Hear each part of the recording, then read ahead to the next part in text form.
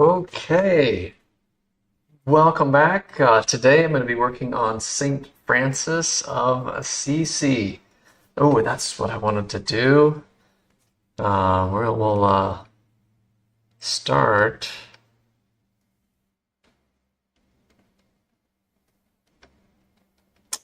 Yeah, we'll start since we're doing St. Francis of Assisi today.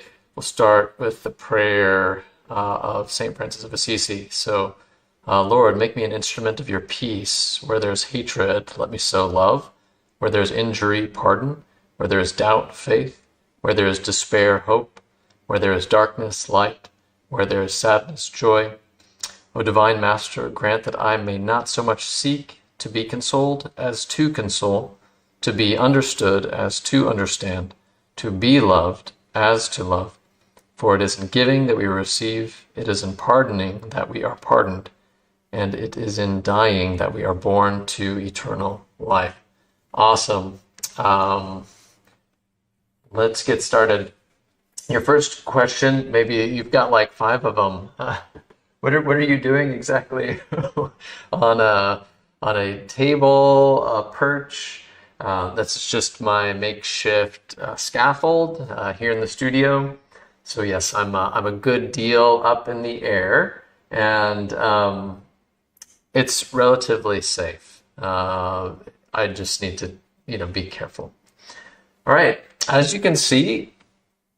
Oh yeah, your next question is that you as the model? Yes, it is, and or though maybe I should say I don't know what you're talking about.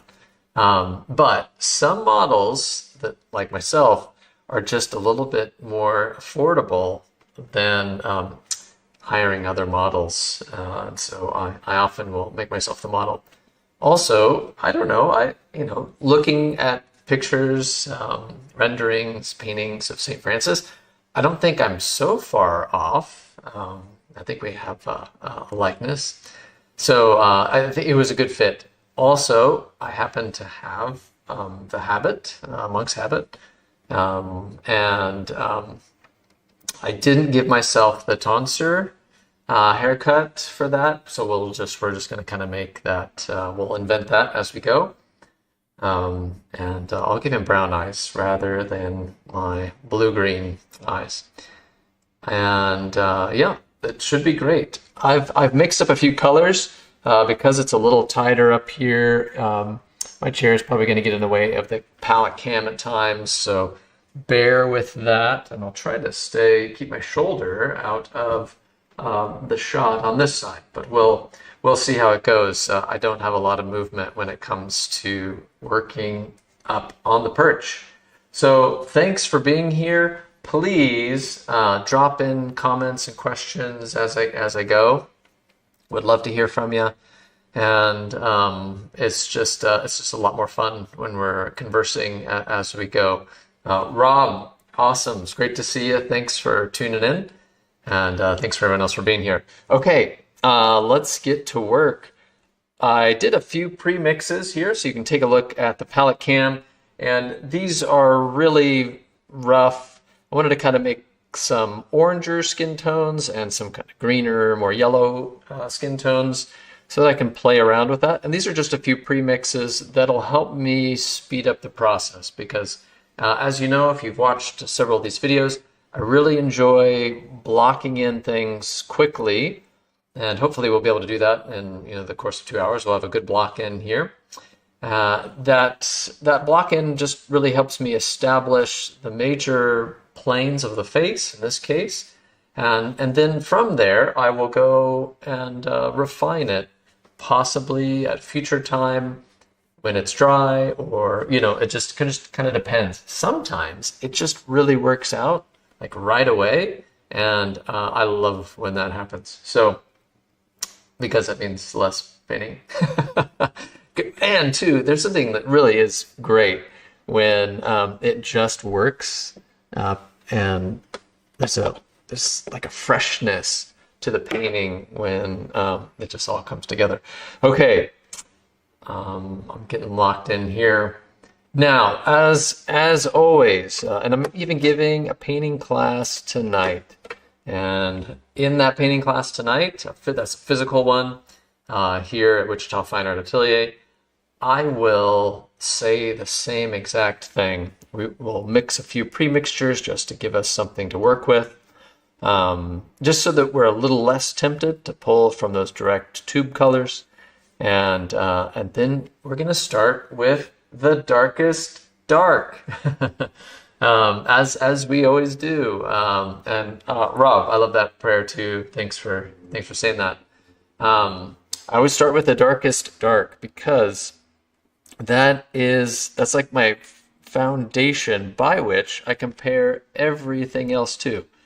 So if I have decided that when I look at my reference, certainly probably the darkest dark is this hair and maybe into the beard on this side of the face.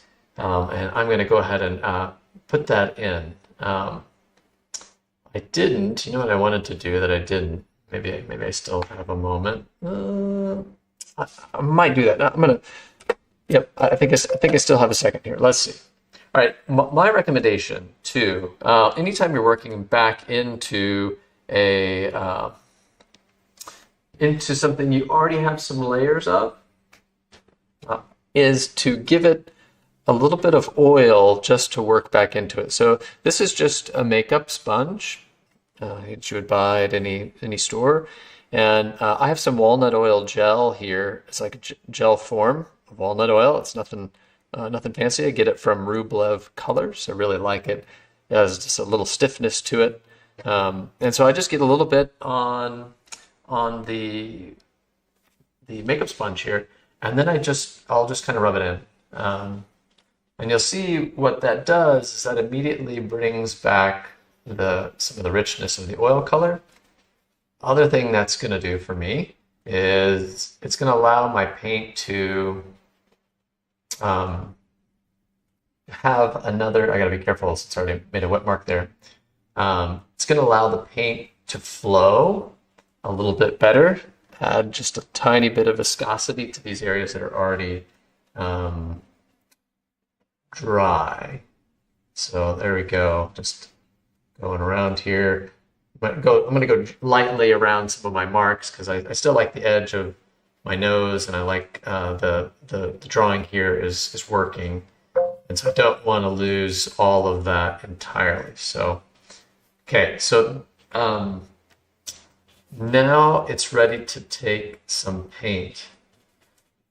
I'm not going to put in my t-shirt that I was wearing underneath the habit when I was modeling. So go ahead and erase that line. Don't need that. It's funny that I put it in. Okay. All right, now we've got a little bit of oil on everything so that when I make my mark, it'll flow a little bit as I go. Wise Jack, good to see you. Thanks for coming. Thanks for watching. Yes, we've really been at it, and I'm sorry that my scaffolding kind of hides how much I've done already, but I kind of thought I needed to move to the higher places of the painting, get those accomplished, and then I won't have to be up here anymore. So I want to kind of problem solve this whole top arch, and especially the parts that are architectural, going to require some perspective knowledge, that sort of thing. I really wanted to solve that. Sometimes when there's a problem kind of laying out there that I've not dealt with, I will. It's like a bit under like a curse in a way, where I'm like, oh, what's going to happen? How am I going to solve that? I'm a little just uneasy, and so a lot of times I feel better once I deal with that. And so here I am adding some of these darks in, and again, these are what I feel like are the darkest areas that I'm going to work on. So, all right, let's see. I'm going to move my window down a little bit to see Rob's question. Question, please. I love it, Rob, every time. Could you explain the colors for the face? It's confusing when you say green. Yeah. Is the green very unsaturated? Where do the green bits go, please? Yes. Good question. A lot of times, in the like a Caucasian skin tone, or even in this case, he's Italian. We're going to find that there are little areas where maybe the skin tone's a little greener, a little redder. A lot of times you'll see like a red band over the cheeks and nose throughout here. That's the case too. I think if you kind of look at the reference, the nose, you can see how kind of red it is, and then there's a bit of a red band that goes all the way here. It can get a little bluer and greener around the eyes. So I think if you look carefully at the reference, which I know is very small in the video, that green, there's an area here that's a little greener. Same for areas down here. So all along the mouth, there's another band. I said, this is kind of a redder band. There's another band of color, especially in men, because there is, facial hair underneath the skin tones where it turns maybe a little more yellower, a little greener, a little bluer across here. And that's where we're going to use a lot of those greener. I know when I say green sounds like what? Green, like Kelly green or something. No. These, I would say that it's greener than, some of the other colors that I have here. And yeah, that's, I guess, a relative term, right? Greener, a little more green. But you'll see the colors across here will have a greener look to them. So, I'll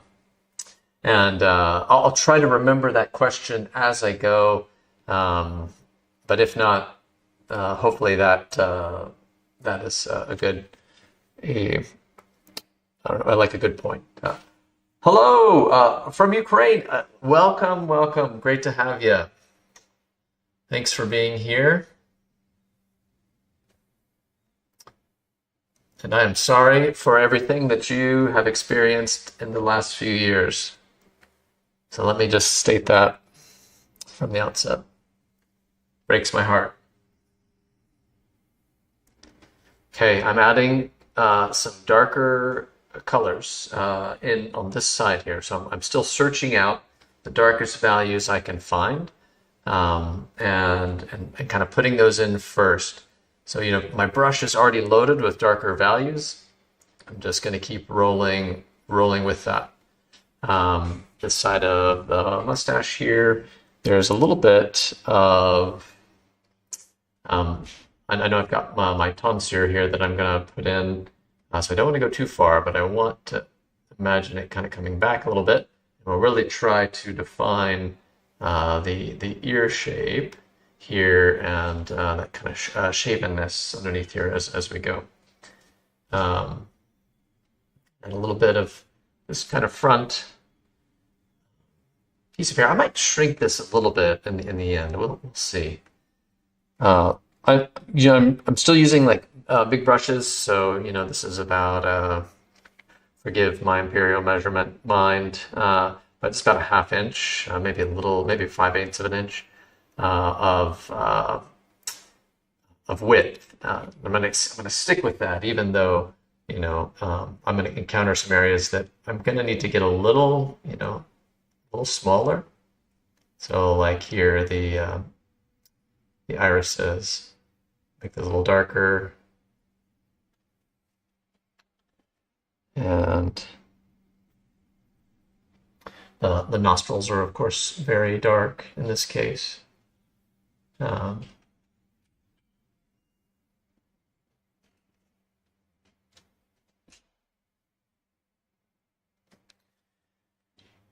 And really, that is about it. I'm going to have to imagine. I might add just a little bit over here. We'll kind of see what happens when we get more accomplished on that side. But excellent. All right. I think I'm ready to, as I look around, I'm asking myself, is there any more of those areas that are like really dark? And I might, even though this person who modeled, I don't know who they are, but uh, their beard doesn't quite show up very much over here. Might add a little bit more on that side too, or that.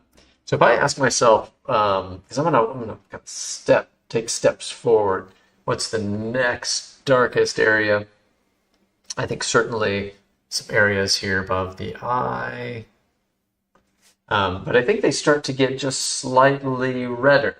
And if I'm looking, I see that in some of the anatomy of the ear here. It's not as dark as the hair, but it's certainly dark. So I've mixed this other dark right here that is probably hard to see. I realize because I've got my little elbow rest here. It is redder and maybe just slightly lighter than my black. And so I'm going to put some of that in here. With the anatomy of the ear. Just a little bit there. And again, walk around, ask myself where else I see something like that. Probably the corners of the mouth here. Going to be that same level of dark. And maybe even here in that kind of soul patch area, but it goes a little warmer. As you can just see some of the light traveling through it. And possibly some areas around the eye that are still, still dark, but maybe not quite that darkest dark. Establish some of those as we go here.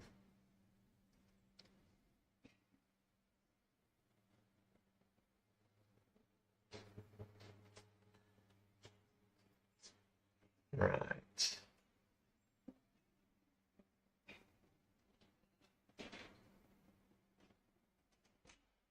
Kind of like that.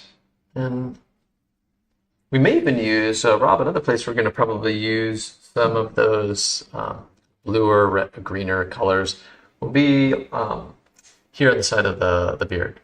And those come in handy. All right. Let's take another step in our values. So the next step we're going to focus on is what is largely overall the shadow side of the face. And I'm going to make that really, in some ways, overly simplistic and fill it in with sort of one big color. And I didn't really, so when I look down at some of my pre-mixtures, I see nothing that really works for that. So I'm going to take a little bit of this and a little bit of that color I was just using to make kind of an in-between. And that feels lighter than the next, but it still consists of a lot of good color. And I think that's where we'll go from there. So we'll see that might be a little too red. Just fill in.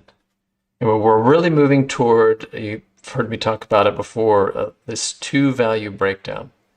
Meaning we want to simplify the face into two major values, this kind of light and shadow, and because we're constantly drawing, even when we're painting, we need to, the quicker I can get some of those bigger shapes in, the faster I kind of know where I'm going. I'm gonna see this is that little more greener dark here, and I'm gonna use some of that because I was just feeling like a little too red and up here, and that will of course green and red across one another on the color wheel, and if you use those colors across from one another, you're going to neutralize and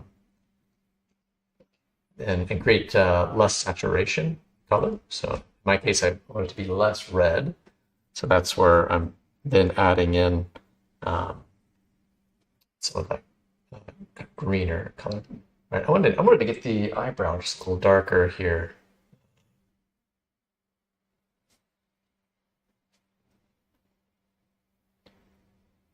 Just kind of noticing that as I was going. All right, back to where I was, mixing a few of these pre-mixtures together to achieve goals here. All right, this shadow is very big across the face.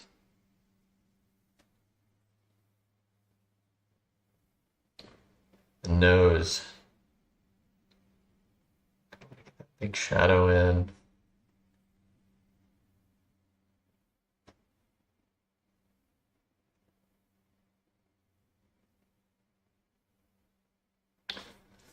Still trying to carefully make some decisions so that I don't lose my drawing.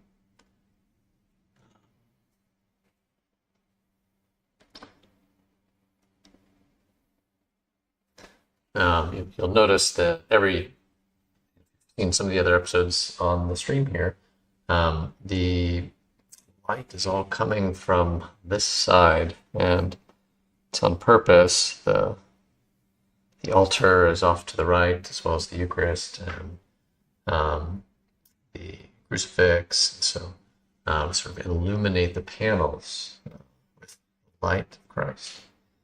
And so we're trying to keep that same light direction across all models, which is why this mock-up that you've seen me work from for the past several days. Actually, now I think we've been at it a month or thereabouts. So, unfortunately, a lot of the stuff that's already painted is not going to be those final layers. I'm going to have to do some secondary layers. But I'm not coming down from my perch until I feel like this upper area is done. So I'm going to hold out up here. This may be the last interesting thing that happens up here. I almost did, when I did the sky, and I know you can't see it too well, I almost did some streaming for the sky. Probably should have, so shame on me. But I was concerned similarly, like, I'm at the edge of what my tripods can reach awkwardly. They're on tables, and yeah, it's fairly precarious. Okay, I'm still filling in here, and I'm going to keep doing so, hopefully, as I answer some of Rob's next question. Thanks, Rob. Would you recommend painting grisaille for beginners, or is going with color after the underpainting okay for beginners, please? Yes. Okay. I recommend for beginner painters to really, stick to those value-only paintings. That while I realize, you're getting into painting because color is exciting, I totally get that.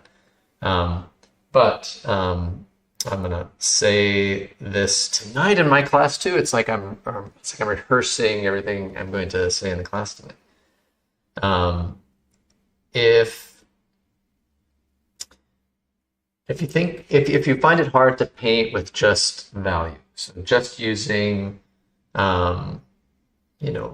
white and black and trying to paint a value painting. So value is just, every time I say value, if that's a new word to you and you're just tuning in, that just means the relative light and darkness of a painting or an image. So essentially it's a black and white, Rob used the word grisaille, which is one of those words, one of those art words that was basically like the underlayer, which I did a little bit of, right? So when you first tuned in, you saw my grisaille, even though it was not detailed, but I wanted to add some darker values so that when I try to put on my final values here, that dark is has just a little bit of underneath it.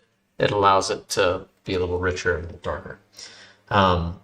So if you find yourself painting and you're feeling some frustration, you're just getting started, I mean, I would recommend just focusing on value for quite some time, and that's where I started too. So the first time I ever did oil painting in college, they sat us down. This is how long ago I was in college. They handed us a bunch of newspapers and said, pick out a photograph from the newspaper here, and you're going to work on that in your painting.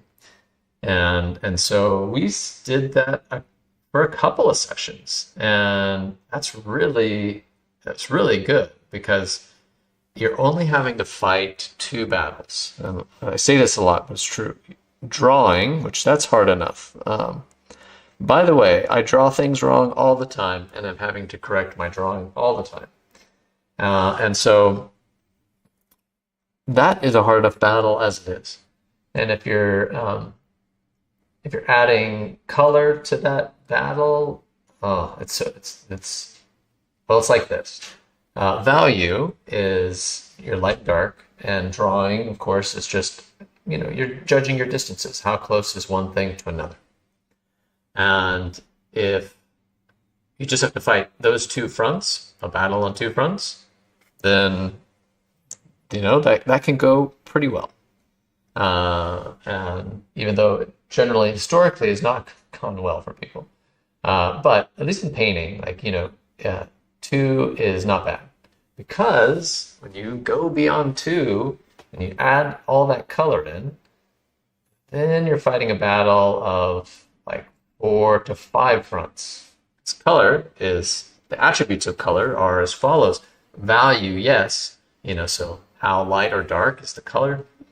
But you're also asking how saturated is the color? Is the color more like pure, if you think of like a red directly out of the tube? Is it more red as we imagine red? Or is it more kind of like a pink or a mauve or something like that, where you would say, yes, that's still in the red family, but it is certainly not as saturated or pure as a red directly out of the tube. So you're thinking about value, thinking about saturation. And then the other one, which is a little more mysterious, is you're thinking about temperature, color temperature. So even within your reds, you can have a red that is a little more blue, or you can have a red that's a little more yellow. And those are things that are very, very challenging because those are sometimes really subtle shifts, and those subtle shifts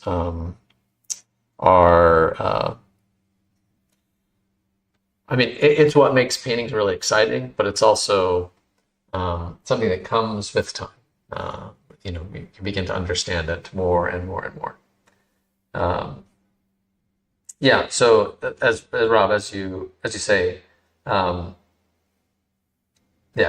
really does complicate it. And so spending a lot of time just getting the hang and getting more comfortable with oils in general. How do they flow? How do they work? That's going to be invaluable before you even broach color. Okay, so I've been slowly adding to my shadow side here, been building it up, kind of walking a little bit more toward the light, step at a time. I'm going to do it a little more now. And it's about time for me to change brushes. You've probably heard me talk about it too, where I'm like, I like to keep a dark brush, a mid-tone brush, and we're going to start to kind of move more into mid-tones. So I should probably be changing, not using this one, but I'm going to make couple little moves with this one, and then move on to the next one. So right here, I'm getting a little bit of light on, and this light is very kind of decayed in a way, right? This is the last vestiges of the light as it turns and then moves into shadow. So these are the sort of very edge. So I'm going to kind of put in some of those where I see areas that are, they're sort of in the light, but Not really. There is across this cheek here. Barely catching any light. And these areas, I could probably go around the nostril here too. That would also help. Yay, Robin's here! I have a guest here in the studio, so. And so she'll probably just be laughing at me while I try to be serious.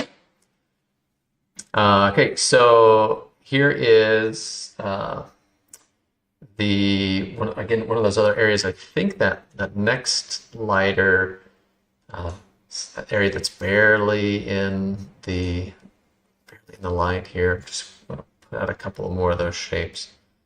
Yeah, there we go. All right, I think it's time to retire this brush for the moment and get out another one that will serve as my midtones. So everything that is kind of turning, actually, you know what I could do? Sorry, I'm gonna get ahead of myself. I think some of the areas of the facial hair, that's a good one to think about. That's another, along with hair. Anytime you're dealing with hair, fur, feathers, any of these sorts of things, the less you can do, the better. So the more you kind of get bogged down into little details, the worse the result. I'm not going to try to describe initial hair here, but I do have a little bit of a lighter value, and I am going to make it slightly bluer and greener across here as it's catching the light. And right now that's not all that noticeable, but I do think I need to put some of that down. Here we are. Getting some of those in. I think I was getting ahead of myself because those are dark. And let's see.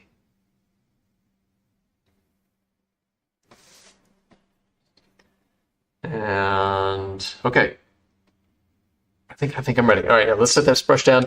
Let's get out the next kind of midtones. So those midtones are going to largely kind of exist in a pretty small range here. So maybe like here, across the nose some, across the, let's see, maybe the lips, the nose, some of the areas around here. It's kind of it's just a little bit of a smaller range on the whole, but I still like to have a mid-range brush just to get some of those in. So I'm going to go slightly smaller. I'm going to save my other big brush that I have up here for some bigger areas of the light. So I'm going to use this just like slightly smaller brush, maybe about 1/4 of an inch wide. And this is a flat, but because it's small, it almost runs a little bit like a filbert. All right, so we're going to start with adding a little bit of medium to the brush, just kind of activate it some. And let's put in a midtone of some kind. I'm going to start with something redder and a little more orange. This will be a little overkill, like this red that I mixed up. I don't know that I'm going to put it anywhere on the face without at least calming it down some. But there's other areas. So let's start on the bridge of the nose. I think that's a good spot. So we have a nice space here. We're a little high. My highlight's a little lower here, even behind the nose, bridge of the nose. We can fix that. That is, again, that's one of the great things about painting. We just kind of keep adjusting. I like this color that I have going. I think it's going to be nice on the lips as well. So because I'm already loaded, I will go ahead and add that on this side for sure, right? This sort of catching that side, catching the light underneath there.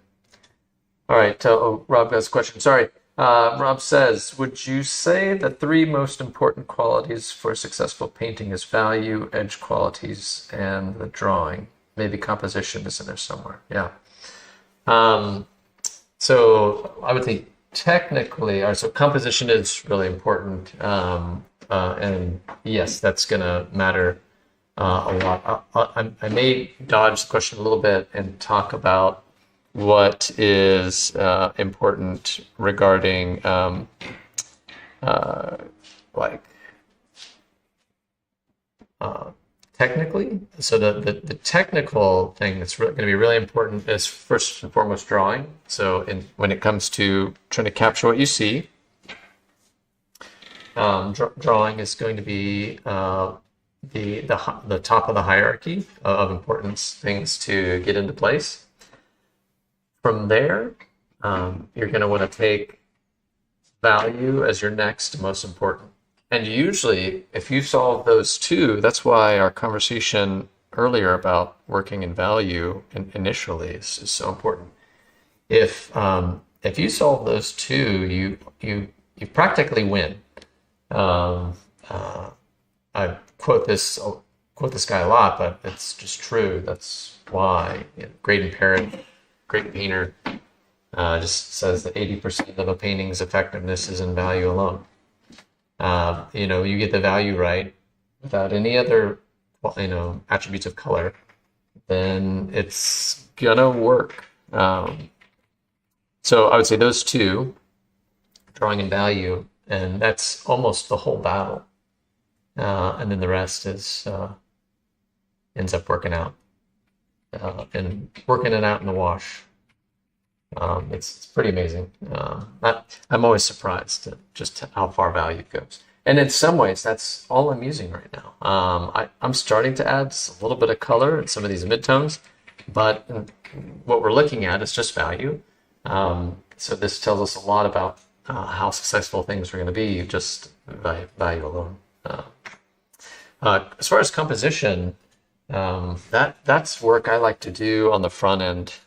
And I'm a big fan of digital mock-ups and doing lots of preparation so that before you even start a painting, you started on really strong footing. You spent the time trying to solve the problems, especially those compositional problems you're talking about, before you even begin. I like to do that digitally in just Photoshop. So I'm taking my references, I'm playing around, seeing what's working, seeing what's not, and asking my friends, so other people are around here too, say, hey, what do you think about this? Is this one stronger or is this one stronger? And it's really helpful.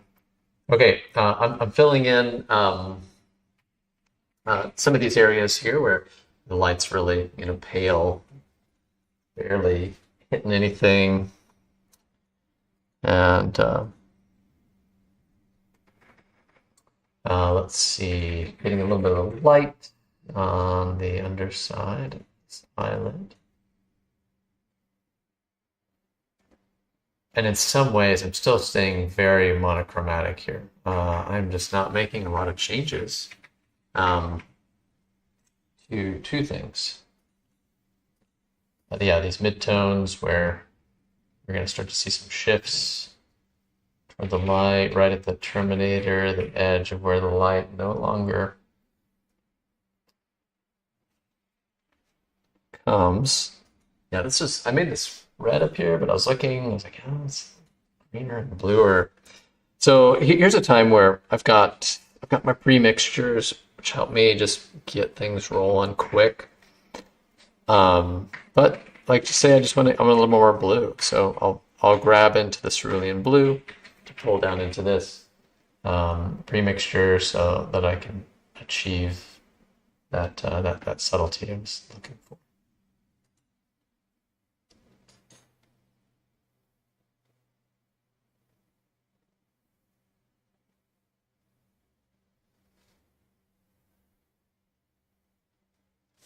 Rob, did you send me your painting yet?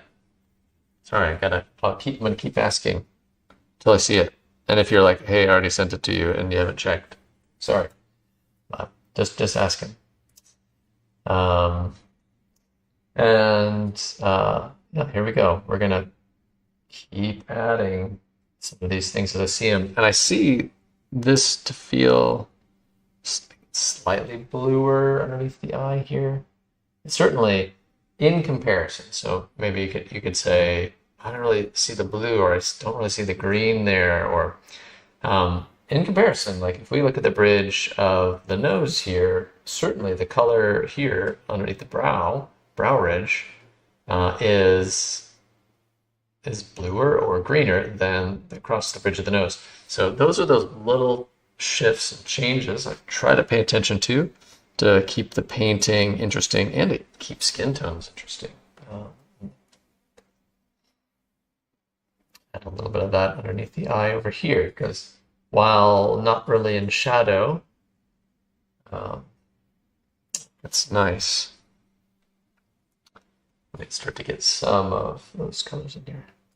And how about the shadow side of the eyelid here?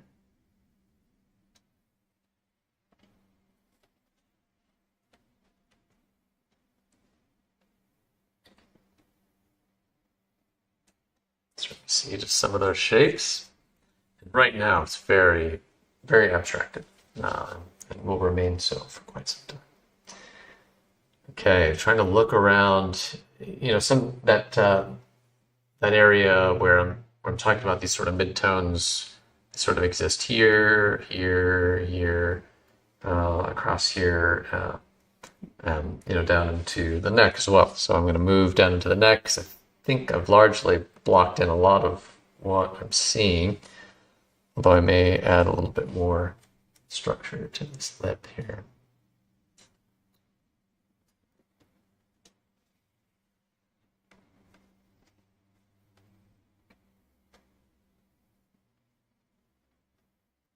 And I will make subtle changes to the face as well. It's a little less resembling of myself.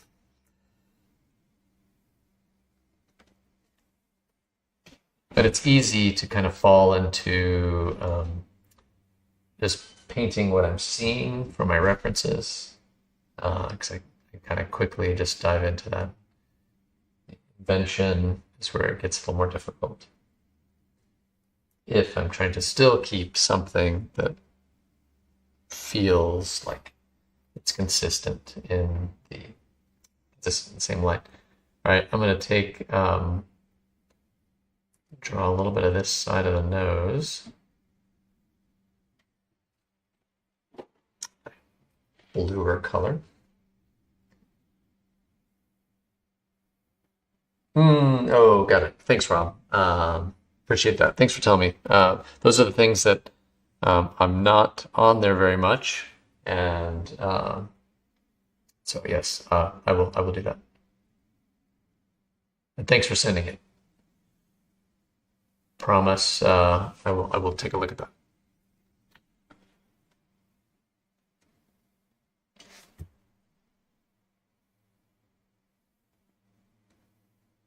Okay, well, see, I started to get really tempted. I wanted to make a drawing mark. I wanted to change just kind of looking where in the eyes does did the bridge of the nose begin? We have that glabella shape in between here.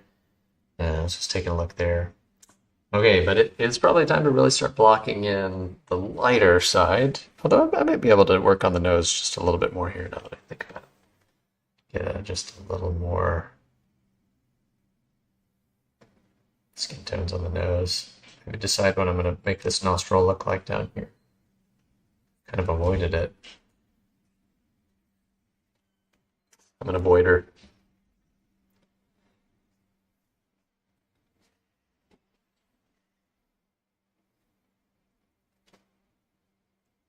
to make a nice warm color, especially on this side of the nostril, like where the light's hitting, and you've got this little bit of cartilage sticking out, and it's all these blood vessels flowing in there, creating a redder look, and the light is still kind of passing through the semi-transparent nature of our skin. So make sure that that nostril is going to be lighter than the nostril that's the shadow, and redder. So when I get down to some smaller brushes, I can add some reds and things to the nostril throughout there.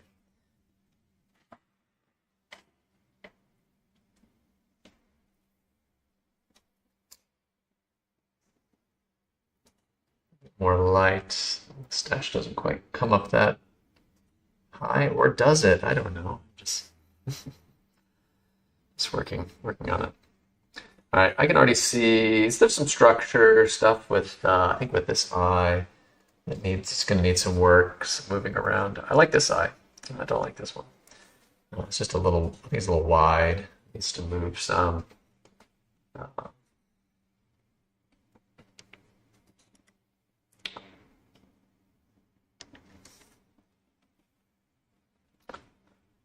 Okay, but let's get some lighter values in there.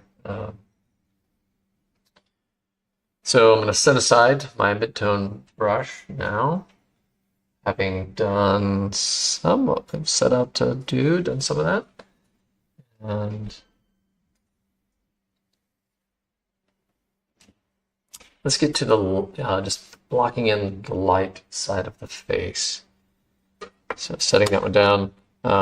I'm going to get another kind of bigger, this is, I have to see about how big, because I'm going to start blocking in bigger shapes like this, like so. All right, because I have a tendency to sometimes lose some of the richness of color, I will still lean toward the darker, even in some of the areas that are in the light. I don't want them to get too chalky, right? And so I know that if I go a little, bring in some of these mids like this, I can start to get some of the pinks that will go across. So that may be a bit exaggerated. Looks, I know with just that color there, it looks like a doll or a clown or something. But these big shapes here really start to put in. And I'm just looking, I'm going to go a little more kind of green, a little more olive-y skin tone. Yeah, this is one of those areas, Rob, as I look at it, I see it certainly is red-ish, but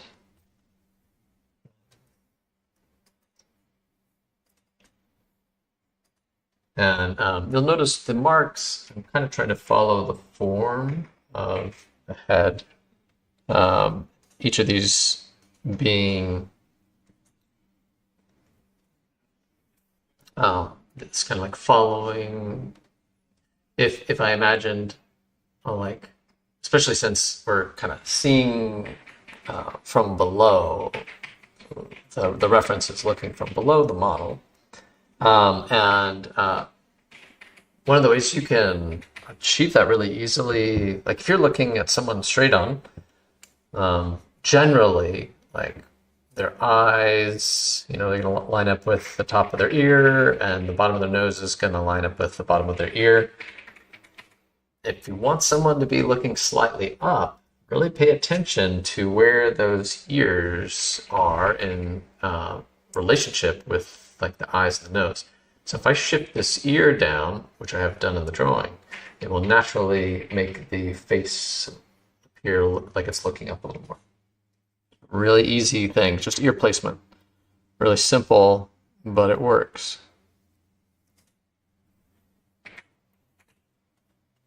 Okay. Still blocking in. I don't claim that any of these are going to be correct, by the way. I'm just putting them in, trying to be a good guesser. I say it a lot, but I mean, that's really all art is, guessing. Um, Saying, okay, I think this is what this looks like. And then you put it down, and then it is, maybe, sometimes not. And yeah, just want to be good guessers. This area around the eye. And maybe part of the forehead here. This is kind of where we start moving quick. Getting a lot accomplished in a little time. And I may make bigger changes. I might think this, just as I'm looking at it and making marks, I think I don't want the hair to come down as far. I'm going to begin making that change. Really, I trust those as they come. I feel like they're kind of like little revelations. As you're working, there may just be like, I think this needs to go here. I'm trying to listen to those a lot. Call it what you will. Feels a little spirit-led almost.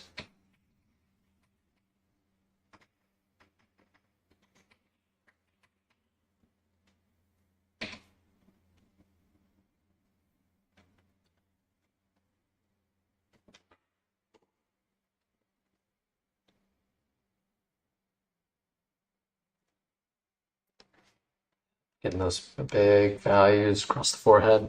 And I know I just kind of dropped some colors in here. That's okay. Then I got kind of caught up in the forehead, and now I guess I'm going to finish up there. I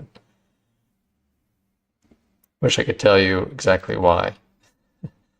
I'm like, oh, no, it's here now. This is what I'm going to do.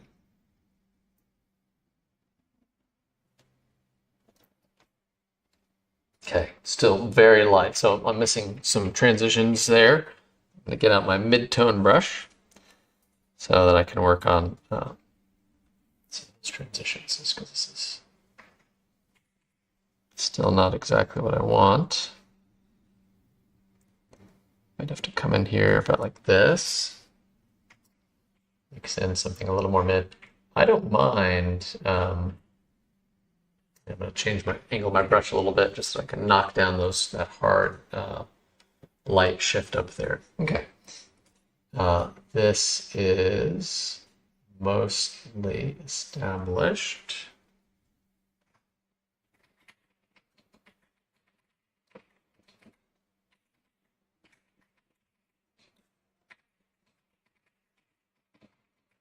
There. All right. It's mostly covered up. I do see a little bit here. Let's do a little bit of help. Okay. I don't know. I like turned a little blue there in the forehead, so I'm going to come in here, and maybe I'll even pull directly from some yellow ochre, just so I can shift that more yellow. That again, that's the strength and beauty of oil. I see something I don't quite like, I can mix it directly on, although it doesn't give you permission. Please don't make a lot of marks on what you're working on. You'll see me kind of come in, and I might make a shape like that, but then I back out. I actually leave some of those edges a little hard and undone because I don't want to lose some nice color mixtures, and that'll happen so fast if I start buffing everything out and getting rid of the mark. So here we go. Let's work around the eye a little more. I do think this right here is catching a lot of light. Definitely got to play that up.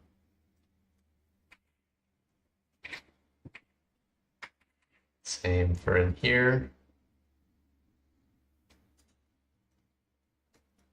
And then this down this side of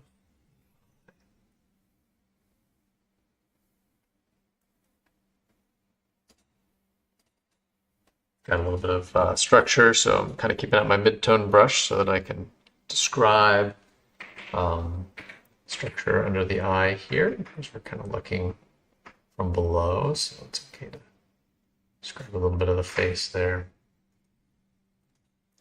One of the things I'll do in the end as well is, after this, I'm using the reference a lot to block in, get the realism I desire. Then I'll hop into Google and I'll just look up a bunch of paintings of St. Francis after this. And I will hang out there and just take note of like, what do I see? What are some, and of course they are as varied as anything, right? It was exactly, even then, exactly what he looked like. And so I just will continue to just tinker. You can see this edge. This gets a little darker as it gets to the facial hairline. So I'm going to play that up. I liked that. I'm going to take it all the way up there. And if we're going to go with the tonsure here, cut throughout the ear here, that'll be fun. Make that use a little more blue, since it's sort of shaven, hair underneath it. Bluer look. Can imagine all the hair growing in the hair follicles. But just shorn off.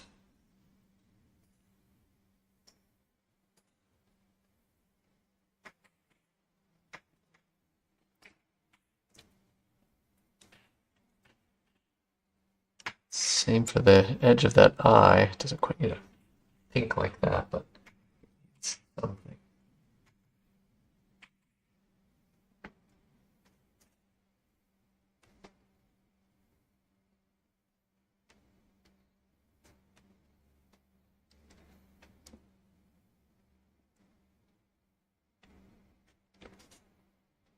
Okay. See a slight shift behind. So a lot of times I'm just looking and like this, I have this way far out. So if I bring this back in, that's more of a drawing decision, right? Then I'm really following more now the structures of the face. That was like underneath the brow there was like really big. Not good.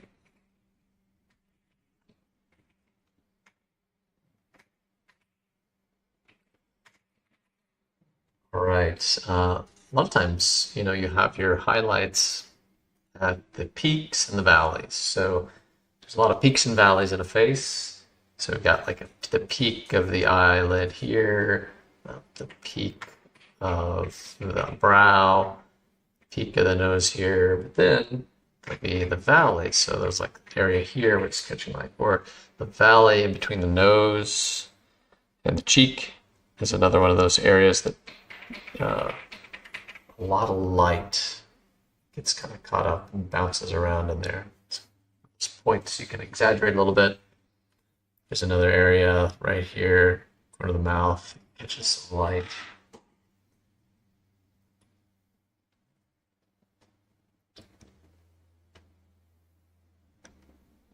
Some of those shapes in. Yeah, we're going to need to get more detailed here. So you notice I don't, it's not like I'm adding a lot to the eyes or to anything else. Because really, I want to solve the big problems first. Solve the big problems, then uh, I will then I'll get into the smaller details. And if I leave it loose like this, I'm not as troubled to like move an eye over or something like that. Because while I like this one, I don't really like this one, as I stated. So I'm gonna, because I think it's a little wider, it's just off. So I will probably, I think it needs to be shifted just slightly to the left and shrunk. But this one I'm very pleased with. And so I will kind of gauge off of this one. But I don't want to get really detailed in here. Otherwise, I'm going to be less excited to move it if I have to. So purposefully not making a lot of like rendered work right now.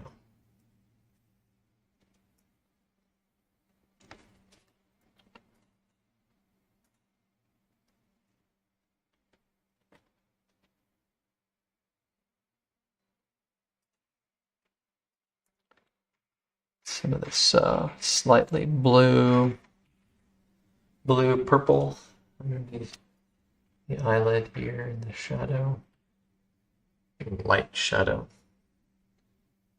You see, every one of these marks is just kind of a jump in, drop in. You can make a couple mark, jump back out. It is so easy to overdo it. Let's together this corner down here, very red.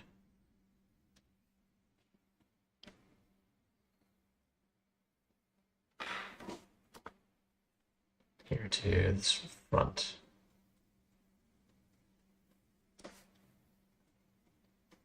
And I'm barely describing the planes of the face here, just barely. I like some of this area down here. It's something. I might pull in some direct yellow ochre to give it just a slight greener, yellowy green area down here. So I may use a little bit of cerulean and do that as well.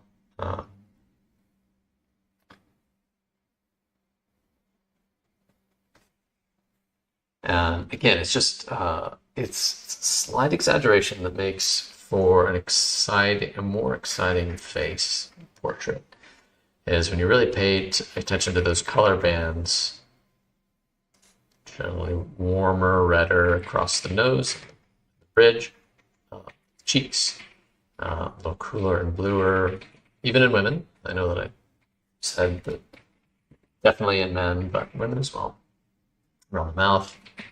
And then they even said that Sargent would do a more yellowy band across the forehead. I don't know if I can see that as easily as I can see the blue and the red. Maybe I'm just slightly colorblind.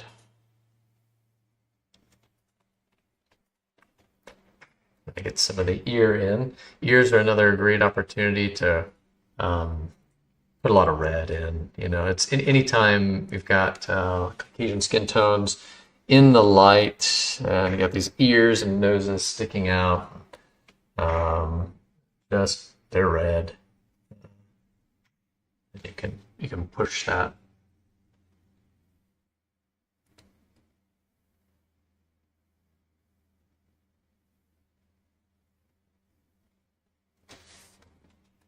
Some of those reds in.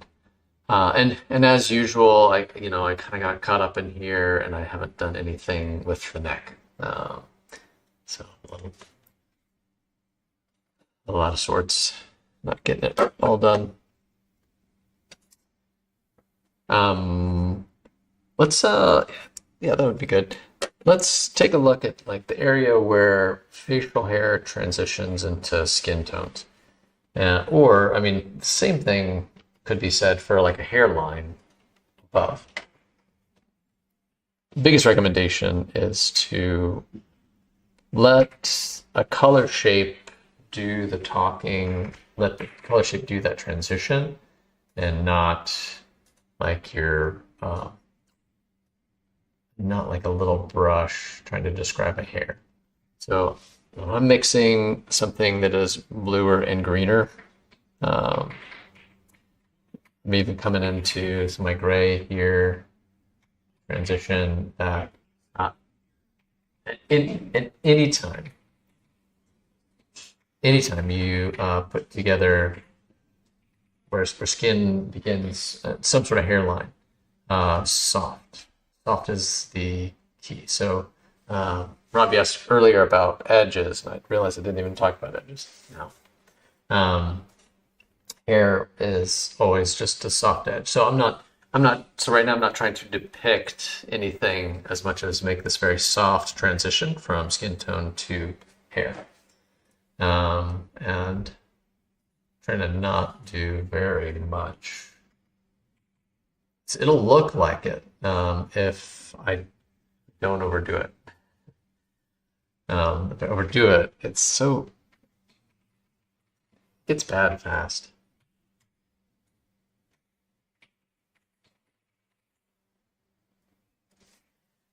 Soft transitions. And in some ways, I mixed a little bit of a color, I dropped it in, and this is almost like a tiling. If you've ever heard of the tiling method, which is like putting down, sometimes people do tiling very, tile of color. I tend to kind of, do different angles, widths, and all sorts of stuff, but it will. Yeah, we're trying to get there. We're almost completely filled in with the initial pass. It'll be a good moment to get out my mid-tone brush.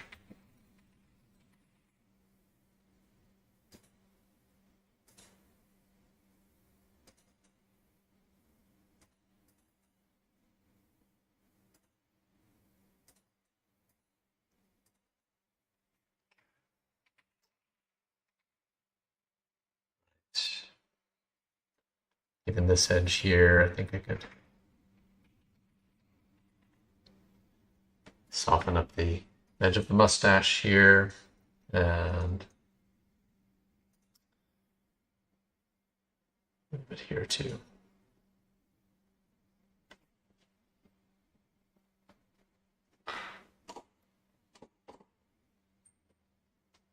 Soft edges there. And in some ways, I have done almost nothing to the beard here, but and I will still try to keep it that way even as I begin to add other color shapes around it.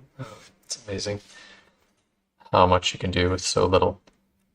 And truly, that's like the genius of Sargent, right? You have one mark that describes a certain fold in a dress, and you're like, that's perfect. That's all it needed was that mark, and you did it.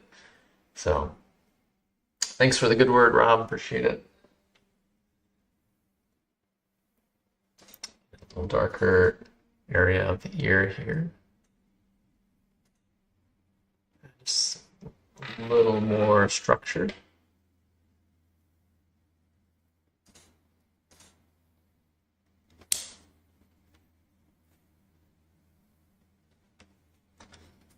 It's getting closer to being something.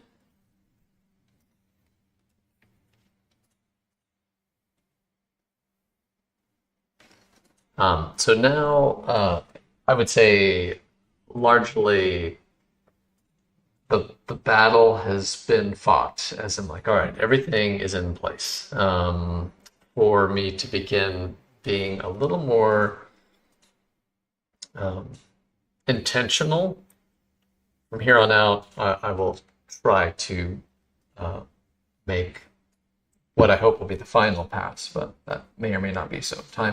Time being time. I do have to teach later today, so I'm not sure that I will get done in time, but we'll see.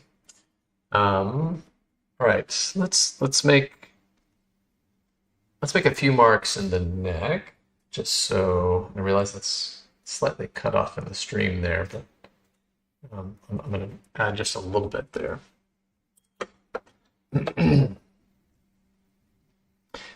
The neck is a great place to make colors even bluer and greener. One of the tricks of making something appear like it's coming forward or receding is, I mean, I know you guys already know this, but making warmer colors come forward. So your reds, your oranges, your yellows come forward, cooler colors recede. So, using blues, greens, purples, that sort of thing. Those colors go back. It's just a natural, weird thing. I don't know why. They just do.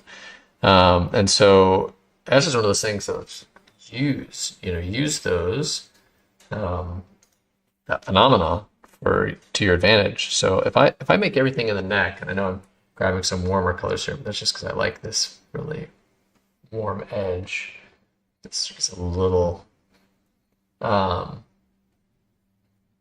you make things a little bluer, greener, cooler, across the neck, it will naturally sit back. And if the skin tones in the face are just slightly, ever so slightly redder or yellow, that face will come forward, and that's what we want in the neck anyway. We want the neck to recede and the face to come forward. So we use those attributes of how space works. So like here's another one that's really easy. Again, all of you know this intuitively. This is why like Rembrandt's paintings, Caravaggio's paintings are so powerful. It's like light values come forward, dark values recede.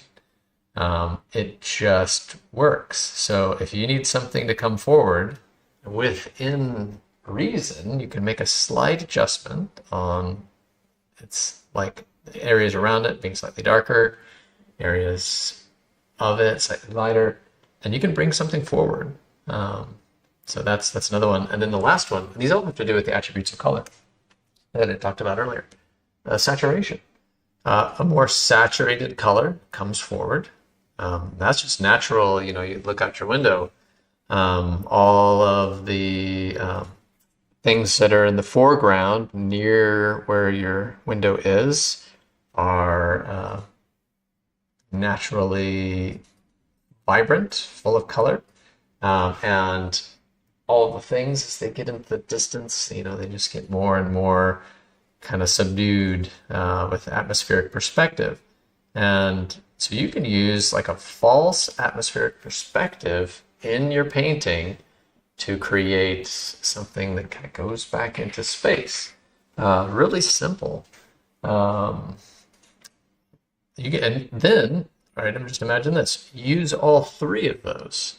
So you set up a painting where all those things are already in place happening. It's just going to move that way.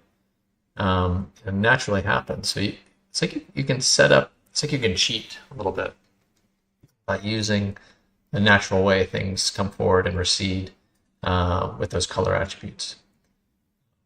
That's a total cheat code for painting. And there are times where it's unrelated to the reference. It doesn't look like it in the slightest, but I make those shifts I just talked about one way or another because I need something to come forward.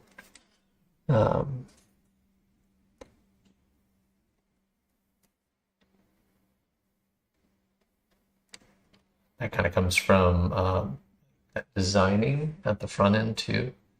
When I'm working on those digital mock-ups, playing around with a lot of that too. It's a great time to play because it's no trouble to do so. And Control Z exists, and that's nice, right? Edit, undo. Play around until it works. All right, we've got some decent skin tones in on the neck, but just a couple more down here. A little darker. Darker, so I just went to one of the other colors that I needed to. Now you just use that to bring that down some. There we go. Took a little bit to get it.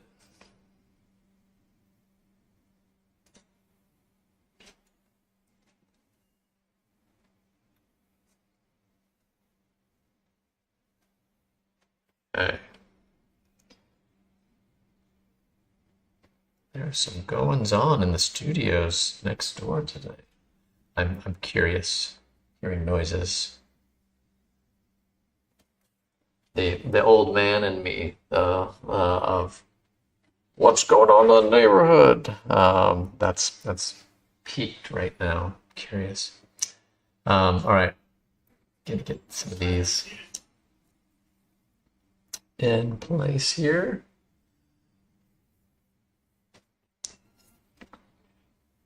Making quick moves here. I don't need it to be perfect yet. We'll get there. We'll get to a place where it needs to be more on. I'm gonna have to invent a little bit, maybe a little bit of collarbone here. I'll do that later.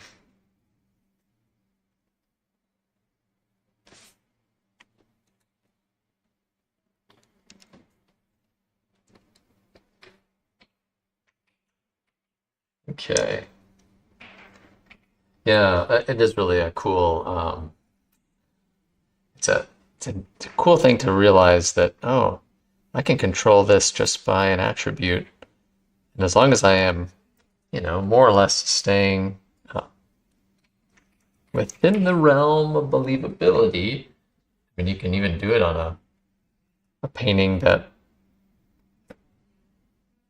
is maybe like a hyper-realistic painting. You can use those little shifts to aid the eye travels and what moves. It's amazing. All right, I just didn't like this hard edge here. I wanted to paint a little bit into it. Okay.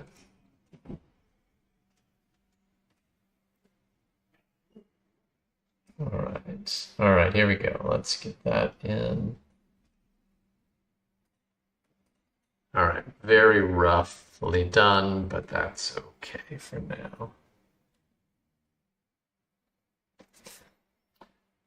All right, I'm looking at the time. 78 minutes of streaming already. All right, we'll still aim for nearly 2-ish hours. So got another 40. Can I solve the eye thing? So when I'm doing something like this, these are big shifts, and oftentimes it looks really bad as you're doing it. So if I cover up this one here, you can see it looks pretty darn good on this side. That looks nice. Here, it just doesn't quite work for me.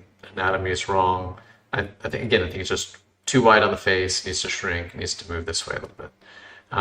This one looks nice, and this is what I do all the time. I'll just kind of make a little cover with my hand until I say, okay, that looks nice. That looks strange. So what do I need to fix? I need to fix that eye. These are where, like, I'm now out of this. I'm now out of the point where, like, I can do something digitally. Like, now we're into Paint, and everything needs to be solved in that way. So I'm gonna have to shift some things over here. But Rob has a question. How have you managed to make the portrait become part of the picture? When I did a portrait, it looked like a cardboard cutout. Oh yeah, I thought the paint on the outside had to be wet in. Yeah. So just if you were here in the studio, then I can kind of point it out. I think I am just trying to work right up against. Now you can probably see I'm trying to look. Areas in here, paint is not quite. I will treat the intersection of, like, because obviously, I mean, you can see in the reference, it is totally what you described. It's a cardboard cutout put in front of a background. Um, but I'm not paying attention to those edges. I'm just trying to really, those edges on the reference, I'm really trying to put these edges right up next to what is there. And that's a little challenging. It will involve me mixing some of these other colors that I've already made, probably, and working back down into at times. So sometimes I may like work back down into the painting, and sometimes the painting might work back on top of other colors. But yeah, but this is dry, so I will have to mix those again and work into it. It is challenging, yes, because any amount of undoneness, and you can see it a little bit here, the roof and getting next to the ear, there is a little, you can actually see a little bit of my white charcoal pencil there. And so that's one of those things that, like, until that little spot is covered with something, it will continue to make it look a little awkward. So yeah, the cardboard cutout thing, there really has to be those edges, even if you can't necessarily work into them wet, because maybe that background was dry. You just gingerly work up to it. And those edges very likely need to be soft anyway. If I'm looking at anyone in the face, this most likely, I'm not taking in the edges of their head as much as I'm taking in their features, and those will be kind of crisp in my vision. I want to create a similar effect when I'm painting, where things are fairly soft on those edges. So I will make sure that it's soft. And by soft, sometimes all I do is like if we kind of take a look at this, the dark hair here and the blue sky. If I don't think the transition is good enough there, sometimes I will literally mix the color that would be these two mixed together and an outline, and that's really crude, so but I will make some areas where that color is just in between the two and kind of bridging that edge. Because really, I'm just after that kind of softer edge on the side, so that stuff really kind of goes back into space. Okay, let's make some changes to this eye. Here's where it gets really ugly, folks. Okay, it will not look good after this. So keep remembering. We'll get here at some point, but I will have to shift. I will begin to shift this, and everything. This is the exciting time. If anyone joins right now, they'll be like, "That guy, he cannot paint. Why does he even have a YouTube channel?" Not sure. But he is not doing a good job. So that's about to happen right now. Let's do it. I'm gonna first, I do know for sure that this whole eye, A, is bigger and it's moved more toward in a little bit and just needs to come this way. I'm gonna start because I still feel like they're lined up pretty well. That's another line, we've got a kind of brow. All right, those are nice and lined up.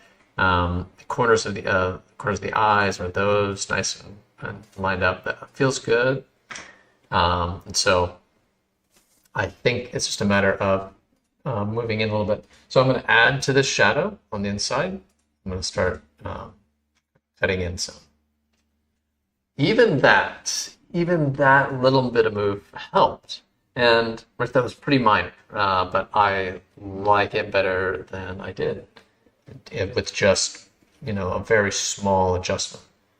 What I could do is I can also add a little bit more here inside and begin to keep that. And that's looking better. Sometimes I'll have to get some of the sclera of the eye sorted out. So we'll have to get and fix the iris, the glance, everything where the model is looking. So, but I think I do want to shift a little more. this is another time where two brushes start to get a little smaller. So I'm going to get out a round, a smaller round, and I'll begin to move not only the iris over, I'll begin to move the sclera over and just shift things a little bit. But I'm going to try to keep that edge. I think that edge might be okay, but everything just needs to shift slightly, and we'll see if that just helps it to look better.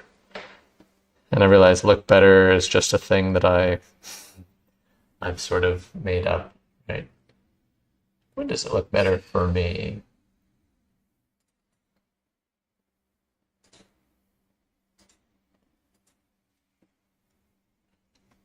I want to change the glance so that it is not straight up, as I want a slight movement this way. Again, you notice everything in this piece has a little bit of motion in this direction. It's intentional, and so I wouldn't mind if he has a slight glance in that direction by the end of this. Got distracted, wanted to add a little shadow there. Distracted or avoidant, I don't know, it's definitely both. Okay. Work on this corner of the eye, try to bring it in a little bit. And bring the sclera. And I might not need to if I bring that corner of this eye in far enough. It's going to need to be nice and dark. It's really vague right now. It's not a bad thing. I was talking about kind of us wanting like softness on the edges. It's not a bad thing to make the eyes themselves just a little bit softer on the whole, because the brow comes forward and the nose comes forward. So you can use a little sharper edges in those areas, and less so in the that's a little better, and less so in the eyes. Eyes can be very soft. That's what I was getting to. I'm going to try to define the eyelid here a little bit more, and here's where things can get weird. So I'm going to cut this in farther.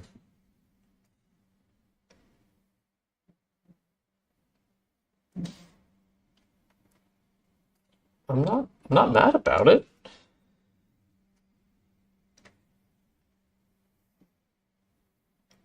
Bring this in a little bit too.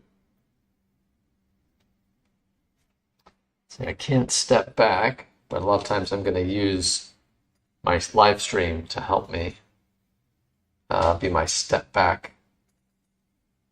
Yeah, that's okay. I like it better, for sure.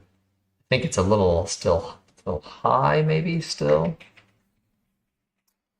I've got this area as the skull turns back into, yes, I'm talking about my own skull. As it turns back into brain cavity, and around the eye here, seeing a little bit of depth. And I think if I bring that in,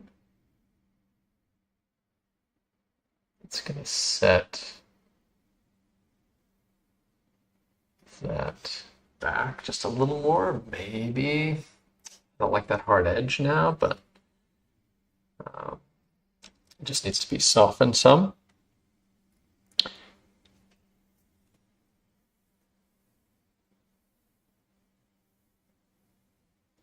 But I think I got lucky, because a lot of times I'll make those changes and then I'm like, you know what, it didn't go so good, and move things around back and forth, back and forth. So I think the luck was with me. You guys it went okay.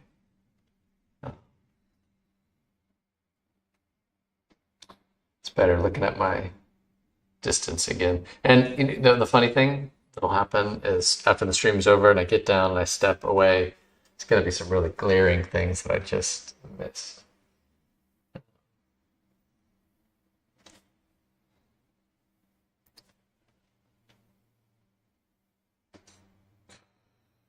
I assumed eyes had to have hard edges.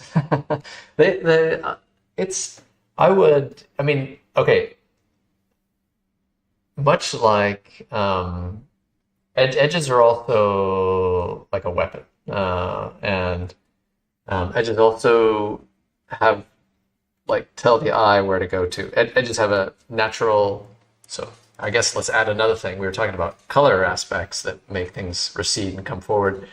Those hard edges come forward, soft edges recede.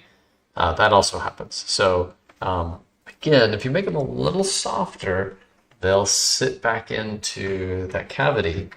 And you know, if you have your nose, your eyebrows, these sort of like you bring forward a little more with a little sharper look. And again, and by soft, just gentle. It, not like fuzzy by any stretch, but just a little less. Okay. I think it's okay. Maybe it could be the eyelid is still just a little high. Uh, by the way, every time I do that, I'm just guessing. I'm asking myself, what? Something is still bothering me about this, and I think it's because the eyelid is too high. Let's see if that does it. Make him a little more sleepy. I think that was a little too far, but it is the millimeter thing, which is amazing. So I'll come back in. And this is where I will buff out a little bit, right? If I need to like just make a slight adjustment.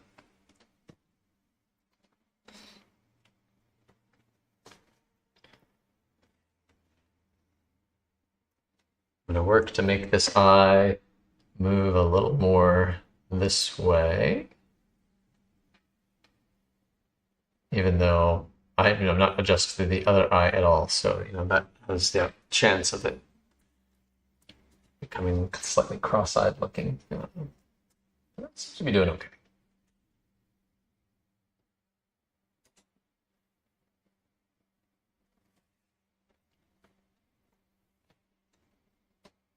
Yeah, I'm happier with that. That got a little smaller, got a little moved. I'm trying to decide if it's still just a little high.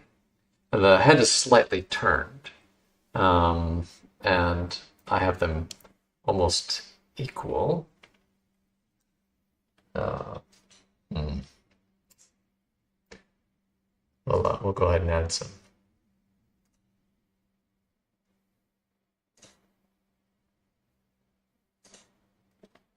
Eye over here, slightly looking a little more in that direction. Gosh, I've done nothing over on that one yet. What if I move it down a little bit?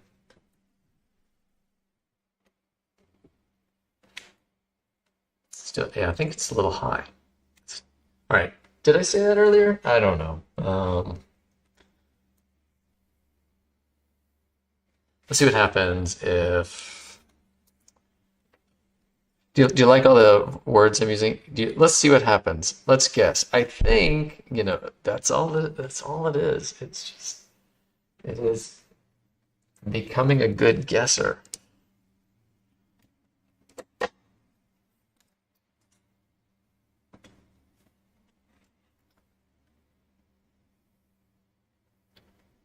And now bring this down just a little bit. Shave off slight bit of the eyebrow there. See if that does what I think it will do. And then likewise, we're going to come down with this area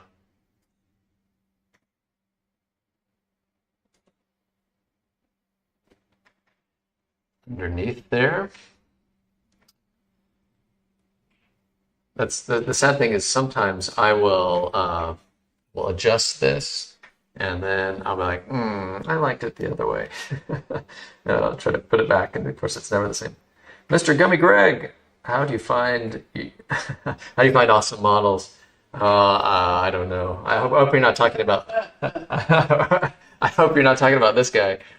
Um, really, they're people that I live with and paint with and work with, and also I will ask others. I'll say I have a good friend who finds several of the models for me, and I'll ask him. I'll say, "Hey, we're gonna paint Saint Carlo Acutis. So who do you have? Who do you know that kind of resembles him?" And then yeah, so I have help, so that's good. Um, the fun thing. So I don't know if it's necessarily the model. Here's what I put forth, Greg. I don't know if it's necessarily the model as much as the light. And being really picky about where you end up, like who, in a shoot, like a shoot with the model. At what point do I feel like I've got something good that I can work with? And then when I come back to the studio and I start poring over all those images, also like which one just is the best one? You know, 'cause I'll look at 100 or more of them, and and usually there's one that just sticks out. It's like a particular look, and maybe there's five that stick out. I'm like, ooh, and now it's a tough decision as I kind of work between those.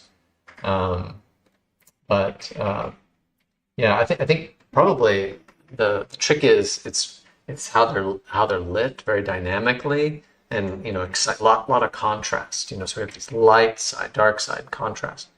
Um, that's a lot of what makes it exciting and makes it good, and less who it is, for sure, in this case. Yeah, light does a lot to create excitement in what you're working on and with. Dynamic light. Great question.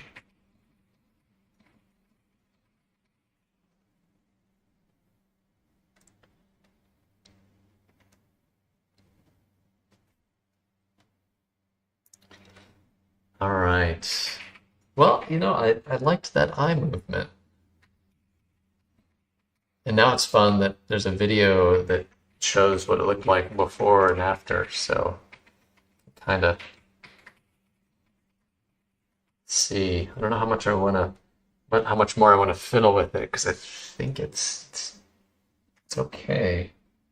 Might want to describe a little bit more of this darker shadow inside of the eye, and from here, this is where it starts to get really slow down, and where I'm making small corrections over and over and over and over again. Um,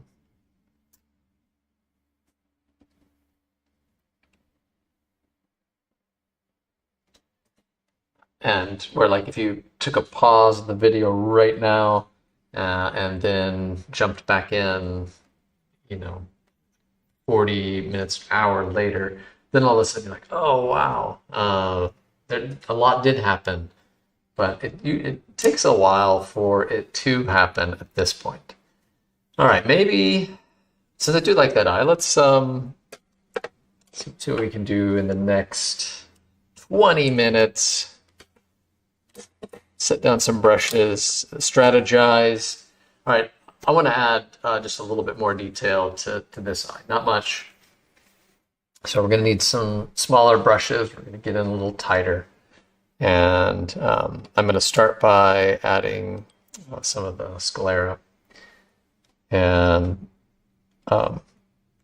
remember, this is like kind of rule number one: don't put white in, because this color right here on the inside, almost really the same value. I've made it a little lighter than the value that was already there.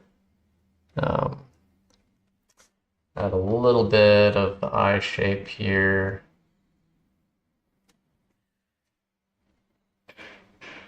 And if I want, this is where I can like dip in to add red, touch the very corner here, very small pop of color.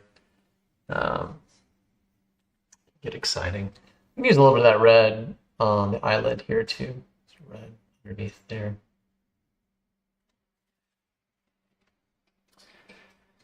Now, this side of the eye does get a lot lighter, right? So I will, pull in some of my lighter values and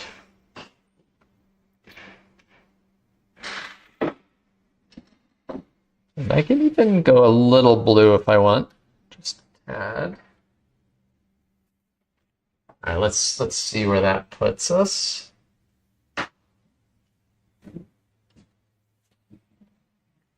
Yeah, that does add a little bit, just nice. Nice touch. Go a little lighter, see what happens.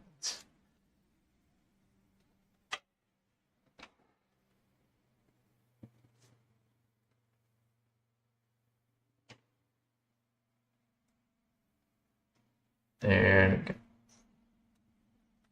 Highlight there as well. Now, that was just a tiny bit of extra work there, but good nonetheless. I feel like it was a good move. No, I'll often say, well, I'm not mad about it. It's good enough. Good enough. Okay.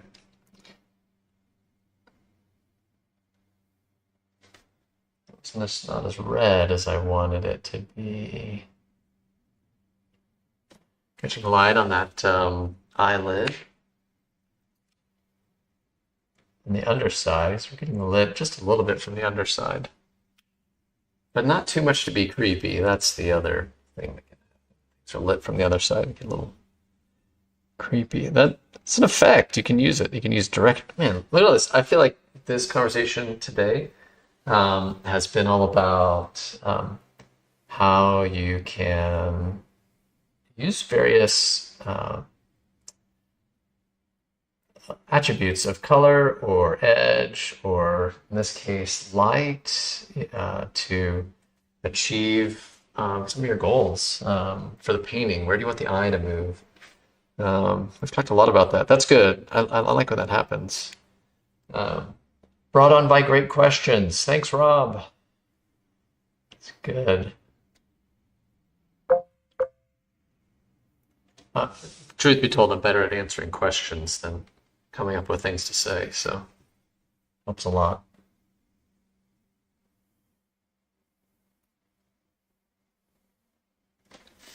Okay.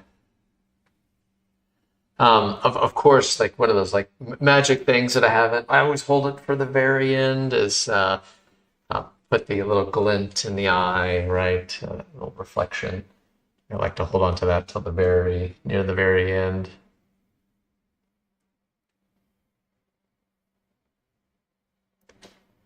I feel like that does so much, and if I can get everything pretty close without that, that's usually a good sign that it's going well.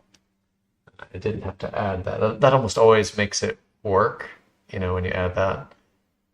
So part of me holds off on that until soften. Sometimes I do a little buff and soften. There. Don't have any paint on his eyebrow yet. It's very mean of me. All right, get some finished color up there.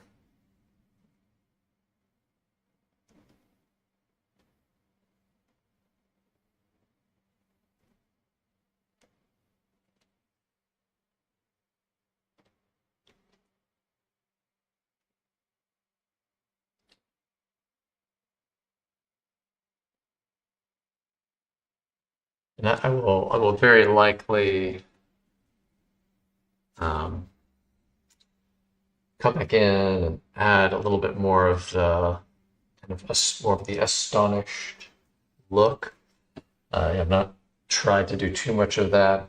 Again, these big planes of color, it's just what all I'm after right now.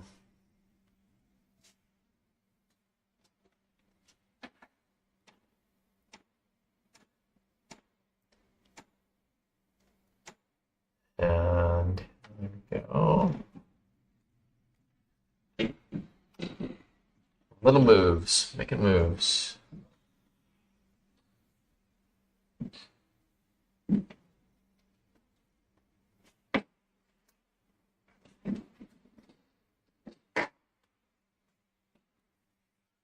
You know things are going okay when, oh no, I'm in front of the camera.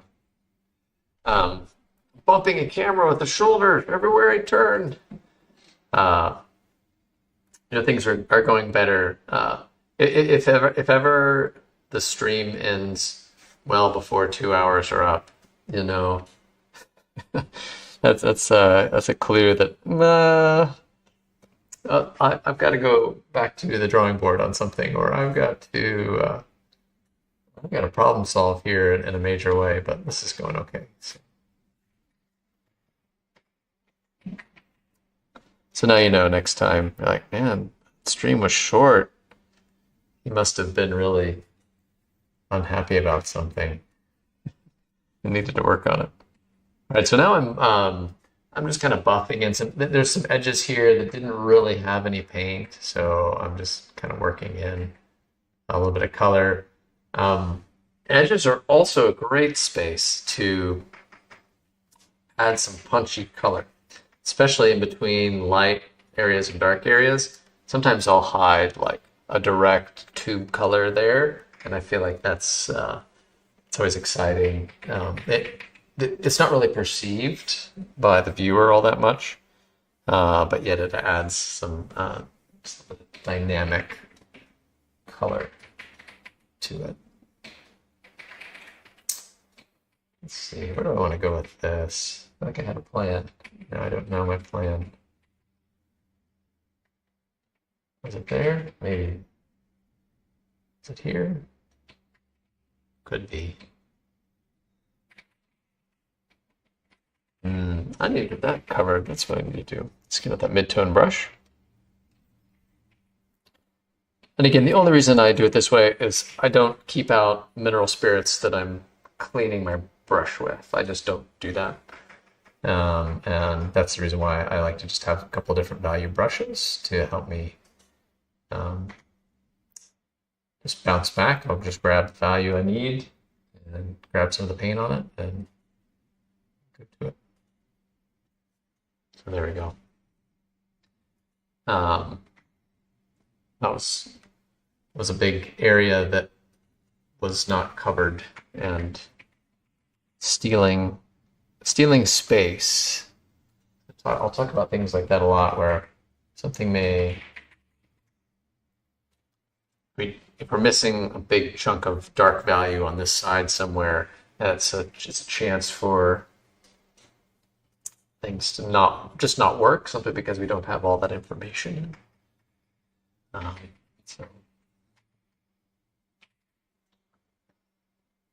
All right, last 10 minutes. What's gonna happen? Let's see. Let's get the rest of that shadow side in over there. Maybe last 10 minutes, is there like a request? Is there something that you're like, hey, would you work on that for a little bit? Or I could even do something like that too. See, that was helpful. The beard is catching a little bit of the light there. Let's see, maybe. How indecisive I am sometimes about it. Add a little bit here. I don't know. That may go. Soften up some of these transitions here.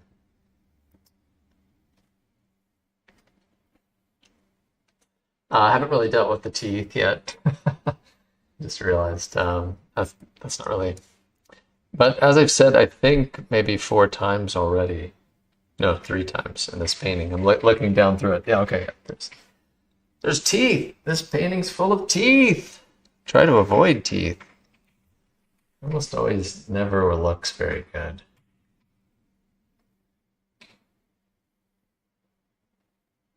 You say it a lot, but less is more on all these things. The more you describe it, the more awkward it is. So if you can, in a mark or two, just like the Dove live stream, in a mark or two, you can achieve a feather. Good. Leave it because it's alive, it's moving. So think about our mouths. We're talking. There's a lot of movement there. So if you can leave it a little rough, a little loose, all the better. Let their brush stroke really mimic the things that happen in those parts of the body.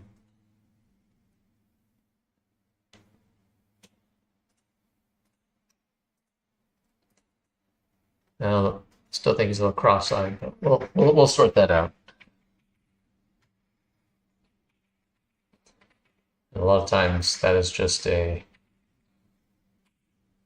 I need to make this eye looking more this way, right? I brought the whites of the eye in and didn't quite make it back the other way. So if I add a little bit more to this side, just a hair. I mean, that's what's funny. This is always like the millimeter game. Just immediately changes it, and it's like I didn't do anything. Probably did anything. Add a little bit more of the sclera here. And now he's looking more up, so I don't know. I'll decide to shift those over a little more. Right now, too, there's a slight iris difference in width. So if I shift those a little bit, get those near the same size, that also helps. So little things like that matter a lot. I think, too, I need to go down a little further here into the sclera. Might help. Here's where I just end up holding a bunch of brushes and I move around. All right. What's up, Rodney? Hey, love you, Rodney. Good to see you. Hope all is well in H-Town. All right. Rob gets the last question with the final minutes here. If possible, could you explain how to paint the bottom of the chin jawline on a woman's portrait? What sort of edge is in it? Should I think of it as a rounded corner, please? I think on the whole, it is a good idea to keep things softer on a woman's portrait. So fewer, harder edges, just in general. I think that's a good move to make. I say that from experience where I've made a portrait for somebody and, I'm just painting and enjoying myself, and that person didn't find it very flattering. So I would be very soft in that motion, and almost treat it like a sphere, like you were shading a sphere. And the jawline, you're probably going to want to watch a little bit. Obviously, the deeper, some of the jawline, the more manly it will look. So some of those things can be slightly adjusted too, accordingly.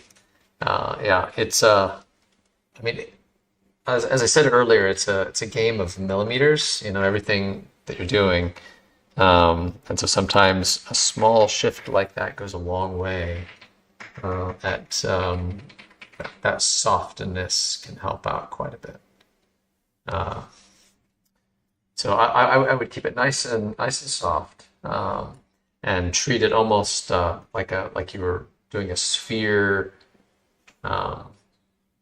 You were doing a sphere exercise where you've got the light, kind of light decaying, and then finally you have your terminator, and then the shadow, and then maybe there's some reflected light coming up from the neck, but that's that is always one of those things you have to do very gently as well. Um, because a lot of times we overdo the reflected light. It's like too light. It's there, we see it, and but it just needs to be a lot less. I almost always overdo it. Oh, I know what I should do in the last few minutes here. Oh, let's go ahead and put the glints in, make the magic happen, and then call it a video. Sometimes I will use like crazy yellowy glints just because they look white, but it's like making it more or less like just yellow. So we're getting it a little bit from below here, but I'm still going to keep it a little. I don't want it to be this low. I'm going to still keep it kind of here. So add a little bit of life to these right before we end here. Still even catching it on this side too, although we could add kind of a lesser one too. Just get a little more. There's all these kind of areas around here where, around the eye, where not only can you add the glint in the eye itself, but these kind of corners that catch a little bit of light. Some of the edges that where the eyelid touches, here sometimes a little highlight hidden in here. Yeah, really fun stuff. Oh, how about the nose too? Why not? Well, get a little bit of those things in place. So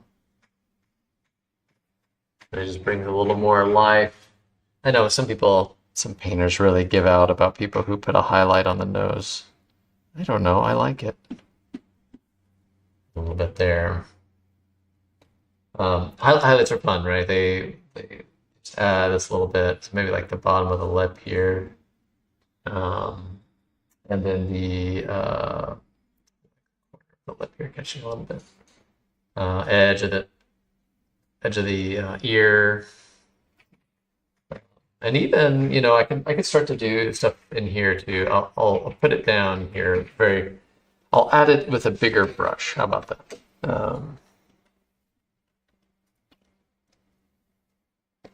Some of these areas here, like above the eyebrow. And then we're kind of touching, and if I'm going to make some of that kind of astonished forehead look, I'll kind of come in and add a little bit more of that. Yeah, I'm making just a few marks there. And even that, those little things, they begin to add a lot of life quick. That's why I just hold off onto them. I hold off for a while. Because I was like, I want to see that everything else is working before I add those things that almost immediately make it look better with no effort. The nose is going to need to go redder. I didn't quite get that covered with paint as much as I would like. So there's various things I'm going to do. I'm going to do my best when I get this all finished to kind of give a little bit of a tour of the painting. When it's all said and done, and then maybe even a quick video of it installed and put into place. I don't know, something interesting maybe. Okay, a little more there. Yeah, that helps. So sometimes I'm just missing information, and as soon as I add those things in, it's like, oh yeah, that looks better. I can see little things that I miss where like, oh no, this is catching a little more light here. A little more light on the inside of this nostril. So I'll just chase some of those down. More light in front of the bottom lip here. And then this is, so what I'm doing right now is what I'm going to do for the rest of the day. It will be just this like, oh, that needs to be changed. Oh, I see a little bit there. Or, wait, I don't have any paint right there yet. And I'll just keep working on it. And then once that's kind of achieved, then I'll start asking myself, look back at art history, see how else St. Francis is depicted, and yeah. Thanks a lot, everybody. Much appreciated. You can now watch me awkwardly get down from this and try not to fall. Here we go. Yep. See, oh, careful step. Just like that. And down we go. Emily, thank you. Good to see you.